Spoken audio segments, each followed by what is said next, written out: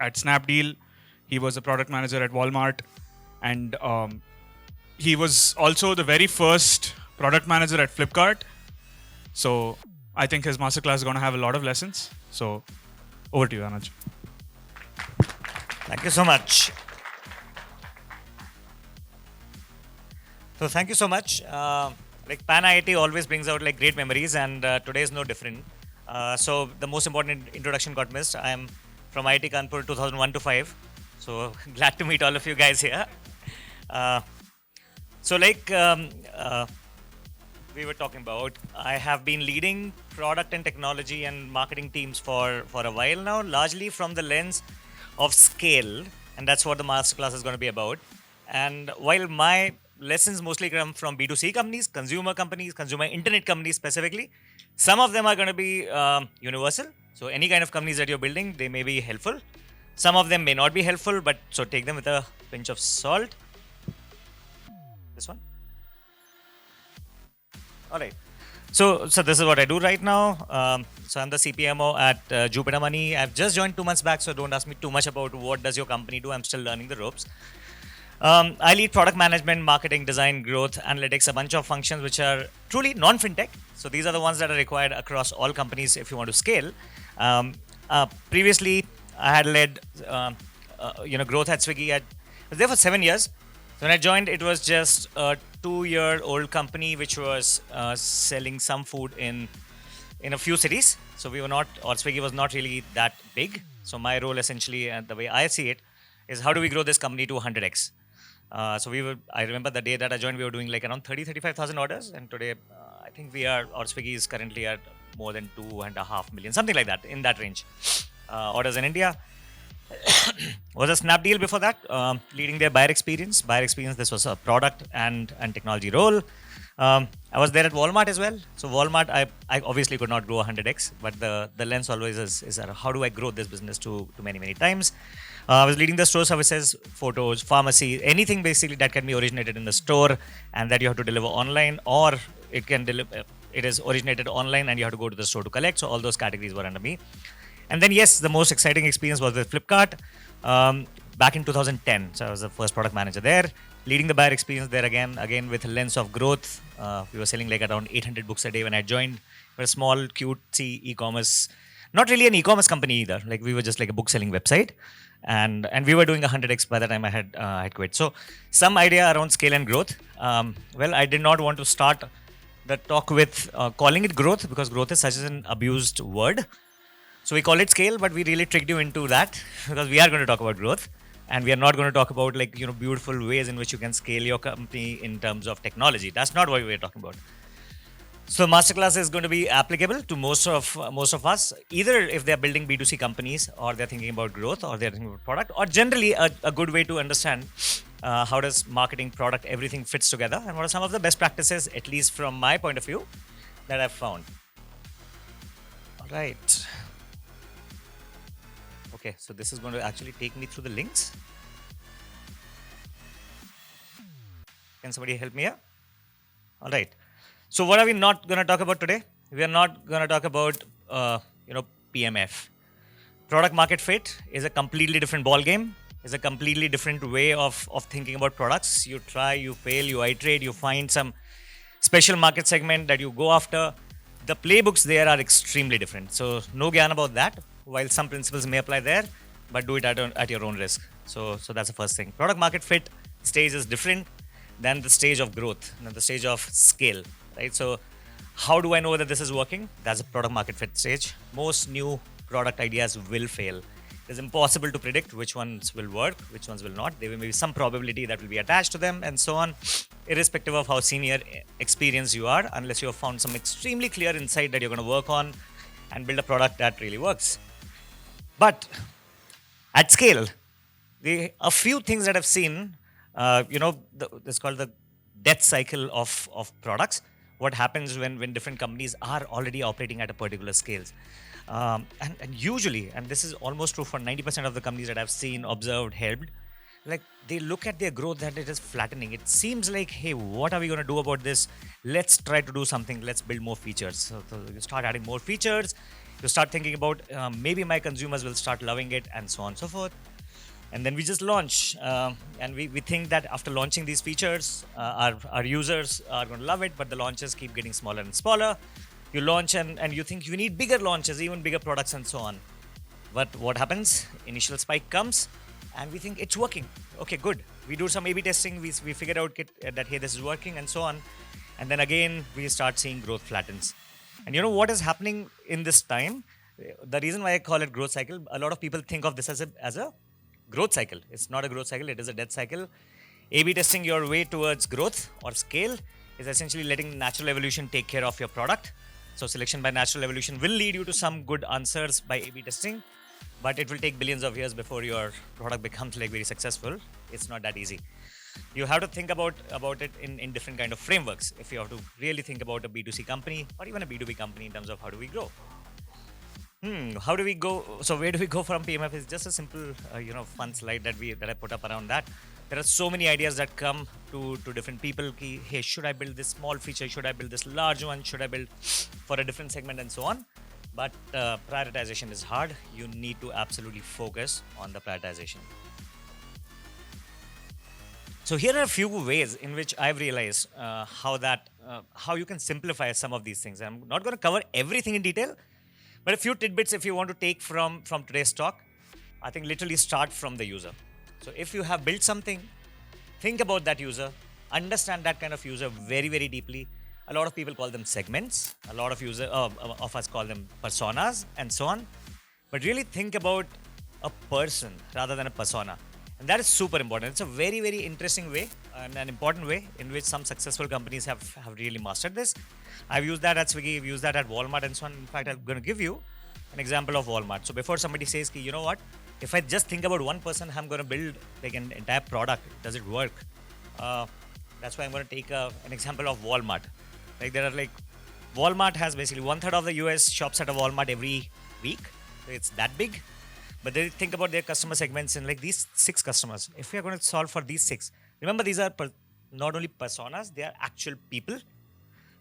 If you are going to be able to think about your users, distinct real humans with their needs and desires and aspirations and what is their family life, what is the journey, how do you think about that person in specific? And if you are building your store experience or if you are building your sales experience even for that kind of person, if you're building your app journeys for that person and so on, just imagine that person and not only a persona. Don't think about a segment. Get to a person and imagine it for them and build for that. The other way to use personas is that once you build for that, it's not going to look very different from some other apps and so on. There's a concept called blast radius. So if this kind of person is going to work for you, then a blast radius, which is like, hey, people who are 20% similar or 80% similar to that, your product may work for them also. Okay, so that's one quote that I really like of Ravi Mehta, who was the product head or CPO for Tinder. Like basically, when you build a product for millions, you build for none. But when you build a product for one, you build for millions. So this is probably one of the key insights that I want to take or want to talk about today.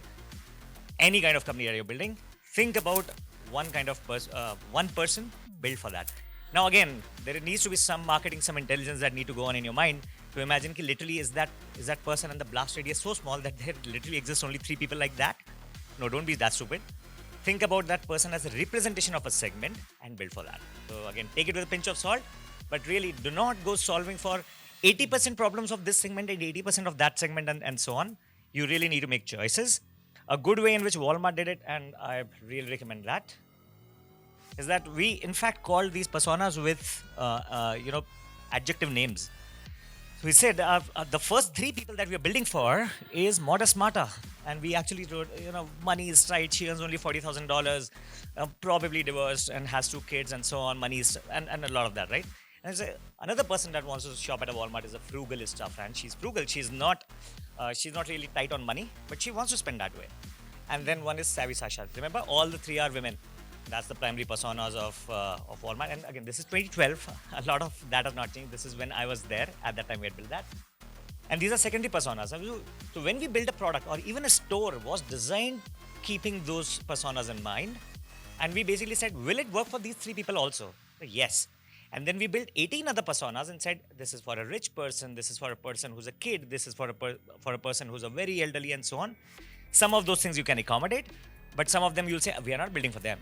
And this is like really all of the US that we're talking about. You can still do that. So think about your business very sharply. You may be getting a lot of surprises once you evaluate your business. किसके लिए बनाया है? So, all right. Now, moving on to the second lesson of the masterclass. The way to think about all products building, in fact, all companies building, is that all the journeys are starting from an accepted customer belief to a desired customer belief. What is an accepted customer belief? An accepted customer belief can be about that category that your product operates. If you ask any customer about that category, what do you believe about this category? What is true? That's where the status quo is. Now you need to really crisply write down that persona that we talked about. What will they talk about after 3 years? What is their belief that they need to have about your category and your company and your product? And if that belief is changing, if you are able to actually move that belief to the desired customer belief, then your product and your company is extremely successful. So think about this very, very carefully. And there's working backwards from the desired customer belief. If beliefs are not changing, then those customers are anyway not buying your products from you, or they're not happy, or they're not clear, and so on. Articulate this very well. And I've seen again a lot of companies just fail at that. They don't even know what a persona in my category believes about my category, and believes about my company, and believes about my product. Even worse, they don't even know where they want to go. And where they want to go can be like a very large vision and so on and so forth. It can be that. But no, just write what is belief that you want to see. I've actually not captured a few things here. While you will write about beliefs, but beliefs are not something you can measure. What you measure is behaviors. So you need to also write down what is the typical behaviors that you want to see in your customers that will lead to this belief being true. All right. Cool. But I hope businesses were as simple. And if you can just like look at customers and personas and the belief systems, hack into that, and they will become extremely successful. But growth is and scale is way more complex than that. You need to think about your business holistically. You need to make sure that you understand what are the other nuances of the business, and those are called growth loops. And those loops essentially is like a working business model of your business. And remember, these are for Amazon and Uber, the largest two of the largest companies in the world, and they were both built on a paper prototype or paper napkin. Very simply, when Bezos was sitting in a coffee shop, like, hey, if I'm able to get, for example, if I get lower cost structure, it will lead to low prices. That will deliver great customer experience, lead to traffic. More traffic will get me more sellers, and they will drive more selection. So it's a complex growth loop, but it's very simply put on a paper. Have you thought about your product like that? And this again, B2C, B2B, does not matter. Have like a clear understanding of how your entire product loop works, or the growth loop works. Well, I have had the chance to do it almost every year for the companies that I worked with. So it's not as if just a theoretical exercise. I'm going to show you something that I built for Swiggy. This is a little more complex than the one that we had there.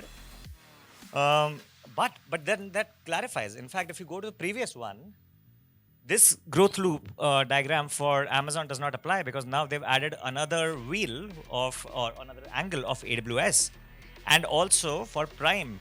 So now that looks a little different. But the point is not that you have like great mathematical models describing your growth model, but the idea is you yourself mentally understand what is driving what, and then keep focusing on the right things and eliminating the areas that you don't want to work on. This also helps in scale, because look at, for example, Uber. And I'll give you an example of Uber like around 7 years back. And then, for example, when they realized, hey, I need to get a lot more customers on my platform, and they had all the incentive structures working on that. And Uber was a very, very customer-obsessed company in terms of number of rides, but extremely not driver-backward company at all, and so on. And they were not growing. And they figured out, like, hey, what is really happening was that, like, while I'm getting more demand, and they were only concentrating on more demand, and more drivers were coming for some time. And then till the time those drivers were not coming, they were not actually getting faster pickups, and the growth loop was breaking. So then they actually said, you know what? Let me try experimenting on something else. So move all the incentives to drivers, like a lot of incentives to drivers, and it turned out that consumers did not need as much incentives. All they wanted was faster pickups and more geographical coverage, and that led to lower prices and all of that, right? So you need to be able to like put all of these things together and continue experimenting around your scale. So it's very easy to kind of lose control of which areas to scale. If you create the entire thing, you'll be able to scale in a very, very balanced way. So that's my approach. Well, this is for Swiggy, but like I said, like this is slightly more complex. The growth flywheel also kind of makes sure that we are putting Swiggy One program at the center of it. It starts with new users. How many of them will we acquire? How many of them will we retain? How many of them will keep on going dormant? Like we are not really a company which has like extremely high amount of stickiness, because people can really like turn over to Zomato and like or whatnot and just get to another app.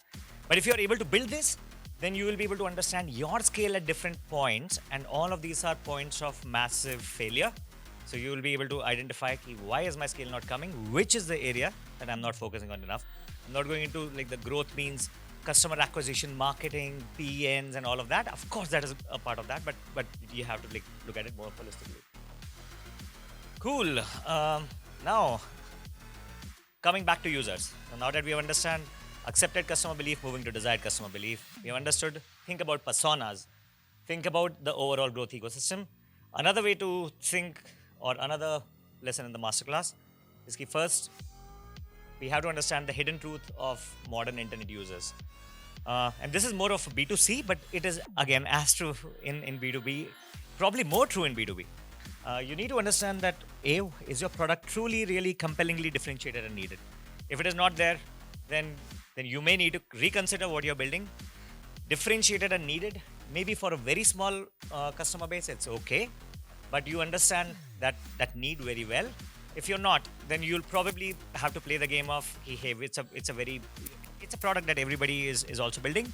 You'll need to play the game of like cheaper acquisitions and so on to make it build. That is also fine, but really a mental model that I'll coach around, which you can think, is that we do not so we have to think about the customer who's extremely short on attention span.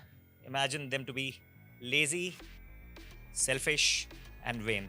So these are the operating keywords. So imagine that persona, and if you have to attract that persona, you have to put like these three adjectives on top of that. So which are these adjectives? And they're right. Lazy, selfish, and vain. Lazy. Modern internet consumers are very lazy. And again, maybe all of us are modern internet consumers. When I'm saying lazy in terms of trying out a new product, they are lazy. It's like, I don't have time for that. You may write like elaborate copies and beautiful collaterals and like you want to attract them. They don't have time for that. The attention span is just gone. It's the TikTok, Instagram Reels generation, and it is worsening. So the attention span that you have for, especially in B2C, for getting a new user to try you, it's just not going to be there. So A, your product needs to be differentiated so that it even has a chance to stand out, and B, your marketing or your any way that you want to acquire the customer needs to be so sharp so that you can catch the attention of this extremely low attention span user who's anyway lazy. So don't do elaborate onboarding. Don't delay the experience or delay in experiencing the product. So you do a lot of storytelling. Hey, 5 steps before you show you the product. Don't do that. Build a self-explanatory product, explicit onboarding, simple, quick, succinct. Attract those customers. Your marketing has to be on point. So, okay, the other one, selfish. So modern internet consumers are also very selfish. What is in it for me? Can you show them instant gratification? Delayed gratification ke din chale gaye. A lot of people want instant dopamine hits. If I do this action, what are you going to give me? If I actually go and download your app, is this something at the end of this tunnel? And can you make me imagine that? If that is desirable, so think of it like that. If you haven't built your product like that, think about it. These are simple ways to think, but usually you'll miss many of them, because we think of our products mostly as metrics driven. Hey, which metrics are they going to move, and so on and so forth. So a lot of these things get deprioritized. But if you put on the selfish hat and think about, I have to create an aha moment for my users as soon as they're on board. The third one,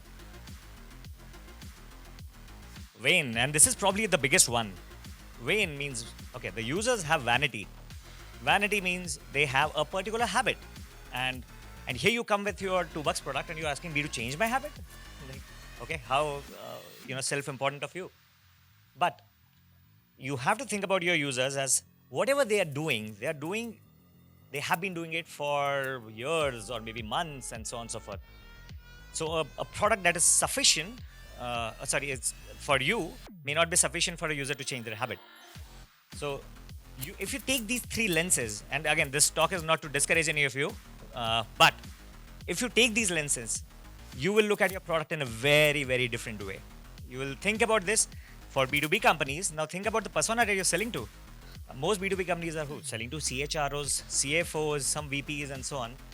Imagine a person, and imagine that person is lazy and vain and selfish. Selfish to bahut hai. He needs to show something not only for himself but for the company. And then you think, how am I going to even reach that person? And how am I going to change his belief? And then I'm going to make a sell that really works for them. So you need to think about it around that. Okay? Bowl them over quickly for vanity, and many times difference in your products on top of the funnel is greater than down the funnel. Let me explain what that means. Maybe you're running an e-commerce company. So top of the funnel meaning if I can get you said, hey, beautiful coupon and you'll get X% off. Works on selfish, works on vain. Hey, of course there's something in me in this. So start using that action on or from the beginning rather than that coupon will appear towards the end of the funnel when you're on the cart and checkout and so on. So don't do that. So remember, for a vain user, you want to start showing them value early and often and really hook them on that part. And again, these are some learnings that I have from my few companies that I've worked with and also like consulted. Usually seem to be in the right ballpark. All right. So a few things that most companies kind of think of that as, and I'm going to reiterate this, think of that as afterthought. Afterthought, especially users onboarding. If you look at like the top 100 apps in Android store, and if you look at like actually historically, the biggest drop that you see in retentions is actually first time usage or first month. We may call it D30, we may call it M0, whatever that is.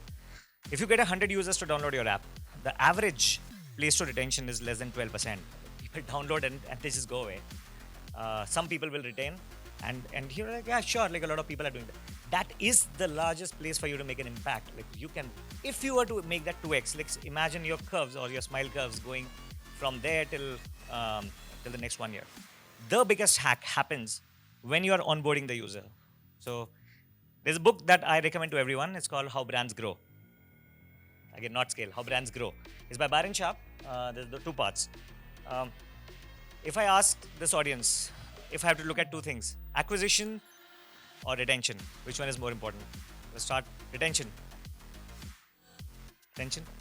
All right. Acquisition. Very few. Okay. So that's a trick question. Both are important. It depends really on the context. But if you have to put your marketing dollars in acquisition versus your marketing dollars in retention, now that's a different question. Retention. Marketing dollars in retention. Okay. Marketing dollars in acquisition. Okay. Marketing dollars in activation. Okay, no, not many people understand what is that. But yeah, and this is not a global truth, but usually if you have to spend money, spending money in acquisition and activation is almost like the analysis has been done. Like you can actually read it in like a few of these books and papers. It's a way more effective way to actually get users and it's a much better spend than, for example, putting money in retention. And there are a bunch of theses that come here. One is like it's a tautology, which is brands which are big also have like a larger word of mouth, also get more people irrespective, and their loyalty will be high. It's a very counterintuitive way of looking at things. But again, going back to the topic that we were looking at, acquisition and the steps leading to onboarding and the steps leading to activation, which is like the first meaningful action that they have done on your app or product or whatever, is where the largest amount of drop-offs happen. And please focus on that. And your company or product will start doing extremely differently if you're just able to fix that. So your product's introduction, your first time usage, your overall design on how does it look like. Excuse me. is all a part of that. All right, but we have to think about retention as well. Uh, and this is a very interesting or important one as well. High frequency products win. Like again, look at your product once again and think, how do I make this product high frequency? And of course, there are categories in which you cannot make your product go high frequency. Real estate purchase products are not going to be high frequency products, or you know, airlines products will not be high frequency products.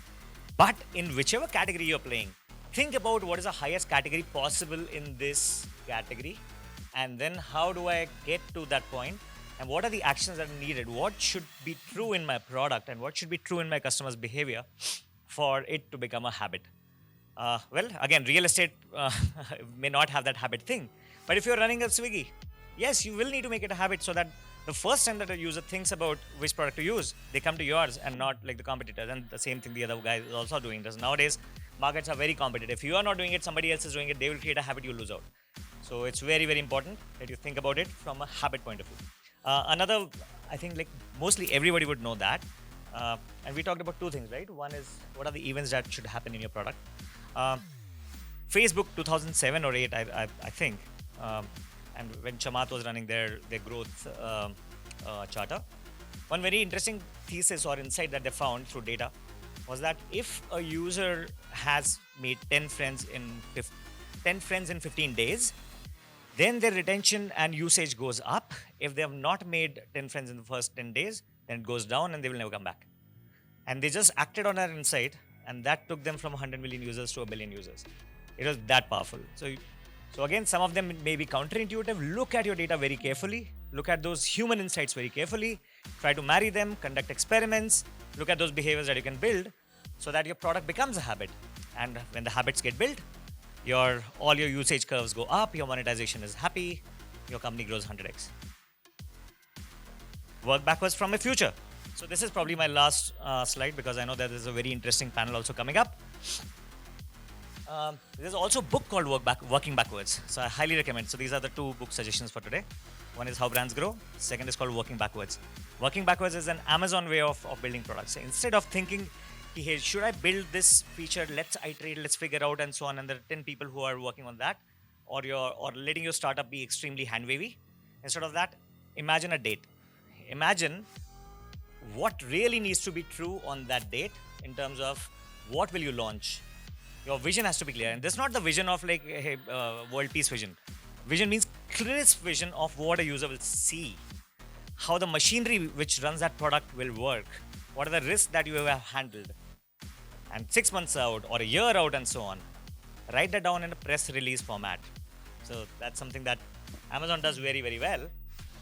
So this is, for example, a PRFAQ template. I'm not going to go through like actually the template, but they actually write a press release. It's very, very important that you write that press release and then make all the trade-offs right there, because it's a one-pager. And then you're saying, okay, Bangalore, 24th April 2024, and then after that, a bunch of things are written. Then you speak with your team. Can we make all this happen on 24th? No. All right, cool. Change the date, and let's actually like work towards the wordings of my press release so that it reflects if this product was launched. One, what product will be launched? What is the scope, and what are the most important decisions that you're taking and trade-offs that you're working on? If this product was launched, what would a customer say? That is right there, the accepted customer belief. Because even if after reading that press release, you are saying, "Ye banane se aisa koi nahi bolne wala," then you should not work on that probably. If you're going to take a big bet, make that bet count and work towards making customers happy. And a lot of experiments should really just be thought experiments and should be junked. So that's another, masterclass that at least I have seen. Not all ideas are great ideas. Not all ideas need to be experimented. You play it out and you say, okay, by this date, all of these things need to be true. I want to experiment. And I say, will people respond positively? No, then don't do it. If you're reasonably sure. If you think that maybe there will be a segment of customers that can do it, and if your startup is dire straits, or if your startup has like a lot of free bandwidth and so on, then do it. But over a period of time, you'll realize the rhythm. Cool. So those were a few masterclass elements from me. Thank you very much. You've been an amazing audience, very attentive. And if there are any questions, one or two, I can take them. Yes.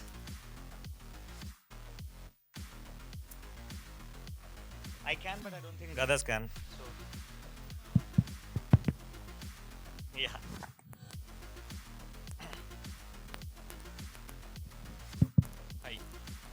Hi. My name is Himanshu, and I work in a fairly small startup. It's like a 30 people company. So, going through your talk, I realized that you have been talking about mental models and frameworks that Yes. marketeers or product people should use. But my question is, how do you think about these frameworks when you are firefighting? Firefighting is like for survival. Revenue is everything.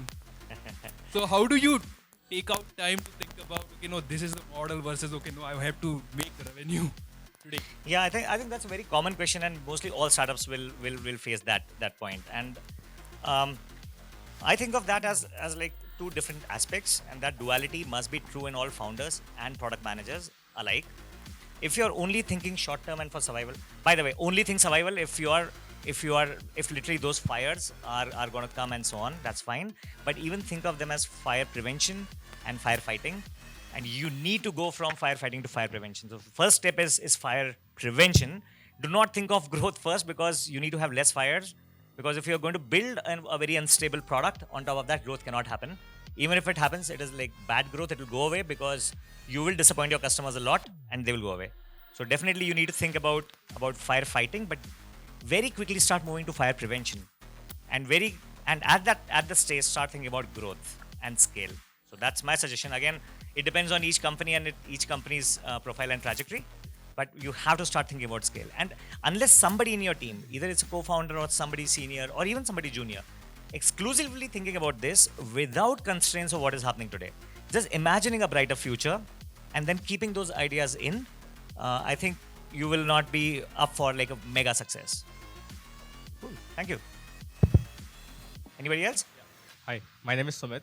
One question that one thing that you mentioned is it's better to focus on acquisition for growth ROI as compared to retention. But isn't that I didn't say that. I'm saying marketing dollars. yeah, marketing dollars maybe, Yeah. yes, to be precise. But focusing on retention will not, will definitely reduce the acquisition cost because the retention is increasing and the overall growth of the company will be significant. So why do you say that? And why not focusing on both in balance will be a better option? Yes. So two reasons, right? One, like I mentioned, the biggest drop off that happens if 100 people come, most people drop off in your first usage, first month, first X months, whatever you say. So even, and again, that's not a universal answer. You can look at your company's data and see what's your onboarding journey to actual 3-month usage and so on. And most of that is fixable, by the way. That's one. But increasing frequency is a way harder problem.